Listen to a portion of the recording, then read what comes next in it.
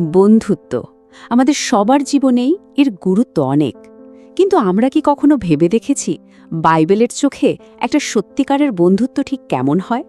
কিভাবে এমন বন্ধুত্ব গড়া যায় যা আমাদের শুধু আনন্দই দেবে না, বরং ঈশ্বরের আরও কাছে নিয়ে যাবে? চলুন আজ এই বিষয়টা নিয়েই একটু গভীরে যাওয়া যাক। দেখুন, আমরা সামাজিক জীব। আমরা কাদের সাথে মিশছি, কাদের সাথে কথা বলছি, এই সব কিছুই কিন্তু আমাদের চিন্তা ভাবনা, আমাদের চরিত্র, এমনকি আমাদের আধ্যাত্মিক জীবনকেও প্রভাবিত করে। তাই আমাদের জীবনে বন্ধুদের প্রভাবটা কিন্তু অনেক গভীর। দিনের শেষে এই সম্পর্কগুলোই আমাদের গড়ে তোলে বা ভেঙে দিতে পারে।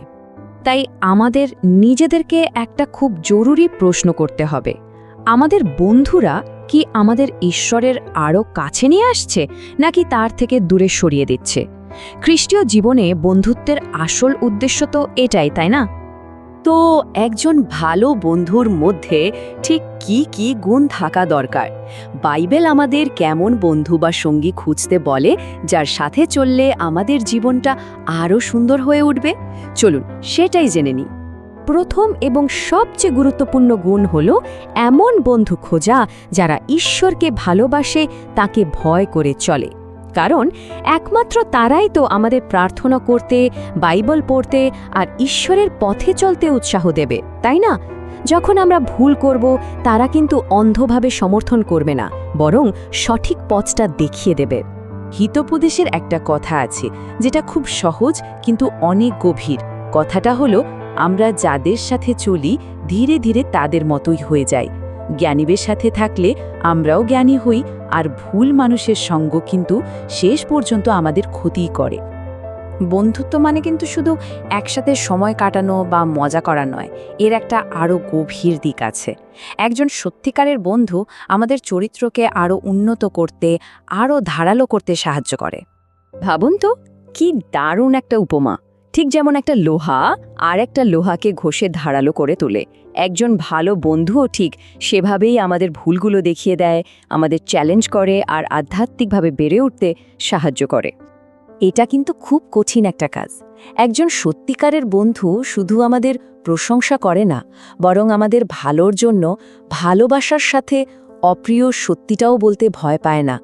কারণ তারা সত্যিই আমাদের উন্নতি চায়, যদিও সেই সত্যিটা শুনতে হয়তো একটু কঠিন লাগতে পারে। এর মানে হল, বন্ধুর কাছ থেকে পাওয়ার সমালোচনা আসলে তার বিশ্বস্ততারই প্রমাণ।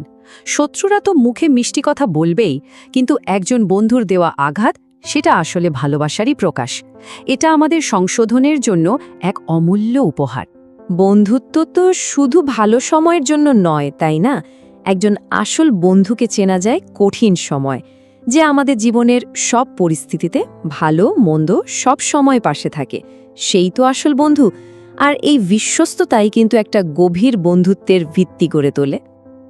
এই কথাটি আমাদের এটাই মনে করিয়ে দেয়, আসলে কঠিন সময়ে তো বন্ধুত্বের আসল পরীক্ষা। সুখের দিনে তো অনেকেই পাশে থাকে, কিন্তু দুঃসময়ে যে হাতটা বাড়িয়ে দেয়, সেই তো আমাদের জীবনের সত্যিকারের ভাই বা বোনের মতো।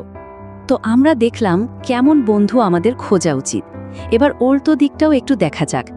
বাইবেল আমাদের কোন ধরনের সঙ্গ থেকে দূরে থাকতে বলে, যা আমাদের আধ্যাত্মিক জীবনের জন্য বিপদ ডেকে আনতে পারে? দেখুন, আমাদের সামনে সবসময় দুটো রাস্তা খোলা থাকে, একটা জ্ঞানের দিকে নিয়ে যায়, আরেকটা ধ্বংসের দিকে। বাইবেল কিন্তু আমাদের খুব স্পষ্টভাবেই সতর্ক করে দেয় যে দুষ্ট সঙ্গ ভালো চরিত্রকে নষ্ট করে। তাই আমরা কাদের সাথে মিশছি সেই ব্যাপারে আমাদের খুব খুব সতর্ক থাকতে হবে। তাহলে সব মিলিয়ে একটা আশীর্বাদপূর্ণ বন্ধুত্বের রেসিপিটা কি দাঁড়ালো?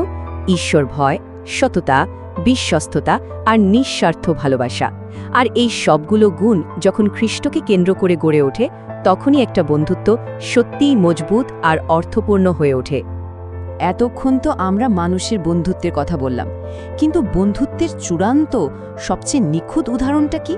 চলুন এবার সেই আদর্শের দিকে তাকাই। বন্ধুত্বের সবচেয়ে বড়, সবচেয়ে সুন্দর উদাহরণ যদি কেউ হয়ে থাকেন, তিনি হলেন স্বয়ং যীশু খ্রিস্ট। তিনি তার শিষ্যদের যেভাবে ভালোবেসেছেন, তাদের জন্য যা করেছেন, সেটাই আমাদের সকলের জন্য বন্ধুত্বের চূড়ান্ত আদর্শ। এই কথাটা, এটা শুধু একটা লাইন না, এটা ভালোবাসার সর্বোচ্চ প্রকাশ। নিঃস্বার্থ আর আত্মত্যাগী ভালোবাসা কাকে বলে যিশু শুধু মুখে বলেননি, তিনি ক্রুশে নিজের জীবন দিয়ে তা প্রমাণ করে দেখিয়েছেন। আচ্ছা, এতক্ষণ তো আমরা শুনলাম কেমন বন্ধু খুঁজতে হবে, কিন্তু আসল প্রশ্নটা হলো আমরা নিজেরা কেমন বন্ধু।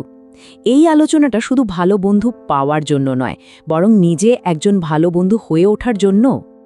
যিশু কিন্তু তার বন্ধু হওয়ার জন্য খুব কঠিন কোনো শর্ত দেননি।